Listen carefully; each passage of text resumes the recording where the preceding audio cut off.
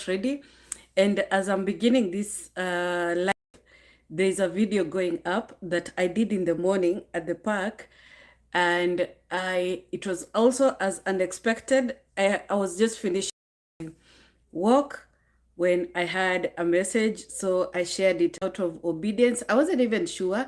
I kept it away and I was gonna delete. You guys don't have an idea how many messages I delete because I don't feel strongly enough to put it out. Or maybe I was too passionate or something. And sometimes it ends up being disobedience. But recently I've deleted a big video I did, and then I was like, did I just do that? Anyway, I think that was that, and it went away. If it comes again, I will do it. But anyway, I'm saying all this to say I was just organizing. So I went into my bedroom to organize, and I started organizing, and then I thought, there's some things I don't need here, so I will just take them out. Also, it's been a season where I've been wanting to declutter. You guys know that I've decluttered since 2023, yeah? Just small things, and then I'm like, yeah, relieved that that went away, making changes in 2023 when God was telling me to declutter, and it was such an urgent message in me. I did the most I could, and I organized some things around, so I didn't know what I was waiting for, yeah. And then the message started coming online that you're moving, you're moving, you're moving. And I'm so glad that I decluttered. I didn't declutter as much as I should have, but I did, yeah. So much so that by the time we were moving, there's so many things I had let go, and sent it out to other people, and I was feeling lighter and nice. And I thought, yeah, that is done. And I hope that somebody else that had the message also to declutter went ahead and did, yeah. So whenever the message comes to declutter, I take it very seriously. Even since before, I've always been one to declutter, but I came to realize that that was a spiritual thing, that God would direct me to declutter, let go of some things before anything happened. Like every time God was making, was preparing me for a move, He would ask me to declutter, and I would end up, giving some things, or yeah, just, and whenever you start decluttering, you notice like you get this instruction on how to do it, and where such certain things will go, yeah. So every move I've ever made, and guys, I've made many moves, yeah. I'm the kind of person who sometimes asks God, why do I have to move so much, and there's many answers I've gotten over the years and shared. My favorite is the Isaac story, yeah, where he would dig a well, and the people of the land would fight with him until he reached the third well, and nobody came to fight him. Maybe he was even anxious, tensed that some people would fight him, and he would be like, I'll just move because I'm not going to fight with these riffraffs. I'm a soft guy. you know, Isaac, I feel, was as soft as Solomon. Yeah, like people who never needed to war, or make a journey. So it was about, I'll go into what my dad already, a must. Yeah, my dad is wealthy, so I'll just step into the next thing. He was, blessed like that. So anyway, yeah, and it's been like that. I would say my father is rich, he's into providence, and for every time we have moved, he provided, and he provided, in a way there was no mistake that it is him who made a way. I know so many people have a hard time moving, especially because we want comfort. When we are moving, we want, to do things in a certain manner, yeah, like we see other people do. And let me tell you, everything you'll ever do will be so dependent on your level and the preparation you did. God is very intentional about who He made you, and He knows there are times He will speak a thing and you won't lift a finger until the very last moment. So whatever you have is what you will use, right? I remember a time where I was amassing things only to have, that season shutting, and I'm like, what's happening here? Kumbe, the things I had amassed were just for exchange, yeah. It was assets for exchange of money, and that provided for the season. So there, according to the level where you are, God is not coming down to give you money for that move, but you need to be very obedient, because He will make provision. Okay, remember when the children of Israel were leaving, and He said, "Go to your neighbors and ask for their gold, jewelry, and all that." Like, had already worked in the hearts of these people, that when the Egyptians come, no, when the Israelites come to borrow gold and all these things. Granted, Egypt was such a wealthy land. Yeah, people had these things. It's like when you deal with our friends, the Indians, the Nepalese, such people, they have gold like it's nothing. Yeah, you find uncles giving, or rather families giving gifts to the kids, like on their birthdays or stuff. They will give gold, you know maybe that is not common to some of us, but yeah, those things happen. So maybe even in Egypt was a land of opulence. They had these things. Yeah, so maybe it wasn't a big thing to give their neighbors, or God had softened their hearts. I do not know. Yeah, but when they went in to ask for that, it was provided. So God needed for them to have this kind of things when they are leaving. Yeah, so they left with things they borrowed from their neighbors.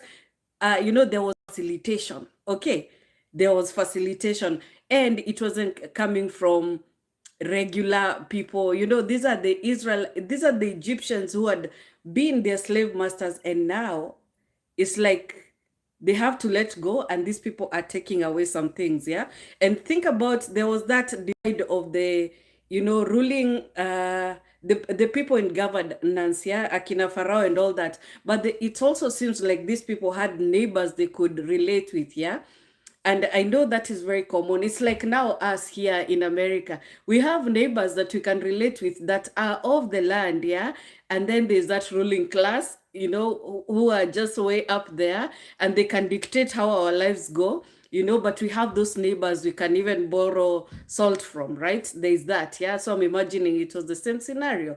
Now I want you to remember that when the Israelites, even after all that crying and God sending now Moses for the second time, like, if you guys, since you guys have cried, let's go, right? They were still very resistant. They were very resistant. And, some got ready, some did not. People are so different. And I'm telling you, all these things happen for people to learn. The way you are, there's a child somewhere watching and being like, I just want to be like that, or I never want to be like this. You understand? So, do you know that there's some people who are left behind, and that was their choice? And even God did not force them? Did you know those slaves, as they were leaving, after all those 400 years, there are people who are like, no, we are not doing the journey. Maybe they were sick, or there are people like that. There are people, even when an announcement is made, the season has changed. Maybe it's a bell that is rung. Guys, let's get out. This is not our land. We are going to our promised land. Because they do not know what awaits them, they make choices to remain. There are people that God intended for you to break off and leave a certain place, but because you want things clear, you want clarity, when God is all about obey and then you will see, you remain. Some lose seasons, some stay somewhere they're not supposed to stay forever. Guys, that is not funny, especially to me. Me, I'm all about living, although I hate moving. You understand? So people like me, when an instruction comes, it excites me so much because it finds me at a time where I've waited. I've been waiting for that thing. That is my journey. I know we are a whole tribe, and that is why I mention such things. Yeah. Hi, buddy. Hi, Rose. Yeah. So, guys, just know that there are people who remain that were supposed to leave. Maybe they would have died on the way, and maybe they had a premonition or whatever. But when God works, He works with a large crowd of people. Now, notice even in today's world, let me tell you, if a Bible was to be written for us who are in this world today, you would see clearly what happened to those people. or maybe not, right?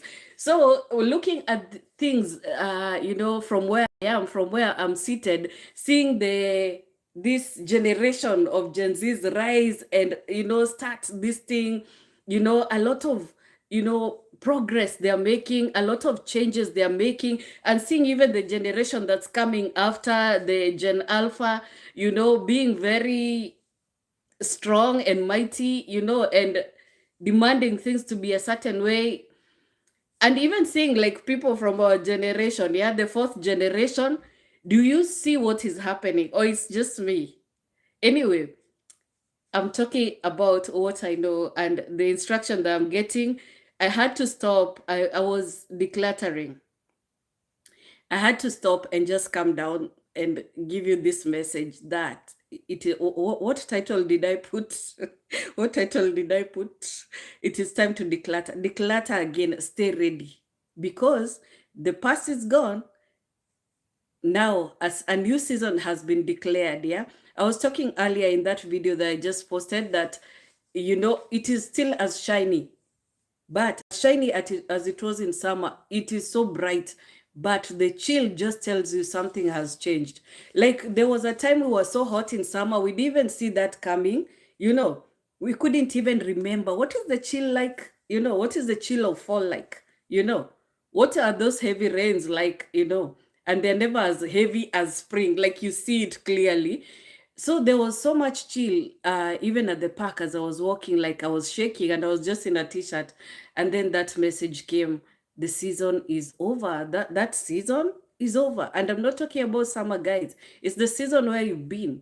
What you've been agitating for now is over. Now, Tazama, Mapia, there's a new thing that God is beginning, in Isaiah 41, 42:9, I think.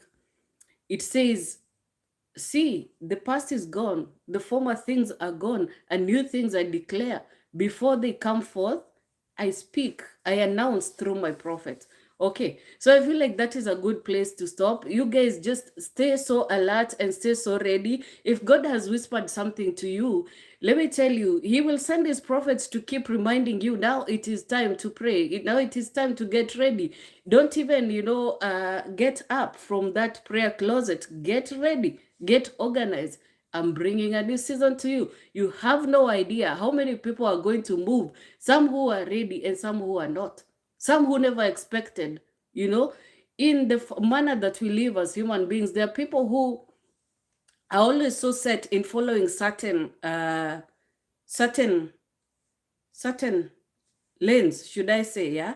Like you grow up, you get married, you buy a house, you settle, not knowing, or maybe that's their path, but there are people who, God is always moving, and that sometimes is you. When you look at your journey, you know why you've been agitating so much. When you look at your journey, you will understand why, even ever since you were a kid, you were always thinking of other things that people would be like, where was you to live? Calm down. Calm down, because the journey was actually inside you. Yeah, God put that dream in you and put the agitation at the right time. Yeah, let me tell you, the people who agitate so much. Notice how Moses was, even as a prince in that, Pharaoh's home.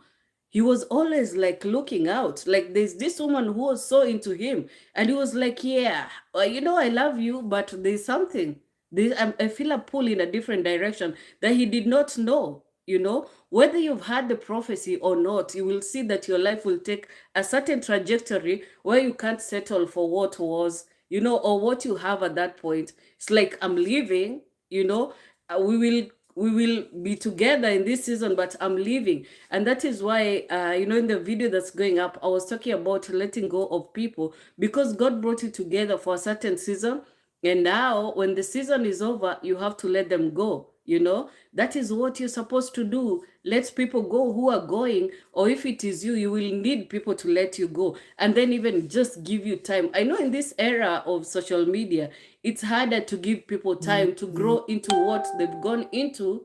And I'm telling you, it gets so unfair when you're pulling somebody who has gone to a different place, so that you don't feel bad, you don't feel lonely, you don't feel the distance. But imagine, you may not see it, but it's already done. that person is gone. Let me tell you, you could be with somebody yesterday and now they're gone. And let me tell you, as long as you live together, even if you meet again, there will always be that distance of that amount of years. I know I'm getting very, deep into things that some people may not understand. But let me tell you, when my husband left, it was 7 years before we joined him. Honestly, every time I look into some things, I find that he's still 7 years ahead on some things, yeah? And that is very interesting to me. It makes me so introspective when I'm approaching a subject. Like, I will know if this guy is saying something, it is because he's already gone ahead. Even when not just physically, like if God tells him something, he will be way ahead and I will need to catch up. Yeah. Granted, sometimes God balances things, but yeah, this is getting confusing. So let me just leave it there. But I'm telling you, there's a reason why God sent somebody ahead, you know. So when people are sent ahead, let them go, guys. Let them go, because they will always be doing something that may benefit you in the future, but you may never have them in the same way again. So stop trying to bring them down to your level. It will not happen again. For example, when Joseph went ahead, I keep saying I'm finishing.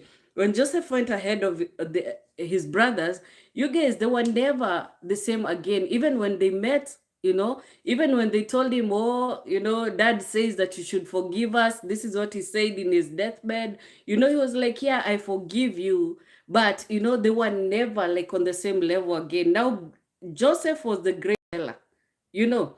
And these people came into this land and they settled. Some even maybe became stronger in so many ways. Maybe they were better traders, better, they minded livestock better than Joseph ever could. But he was on a different level, doing different things. Yeah, God has called us, each one of us, for different things. Yeah, you may be very good at what you do, and somebody else is very good at what they do, but you were brought together for a season. Don't try to normalize, don't try like to force things or to force people to be on the same level, because you need that comfort. Growth is very uncomfortable. Let it happen, let it go. And God will bless you for that kind of obedience, because you trust that whatever plans He has for you are for good and not evil, to give you a future and a hope. So I'm going to leave it there. I think that is a nice place. Okay. Bye-bye.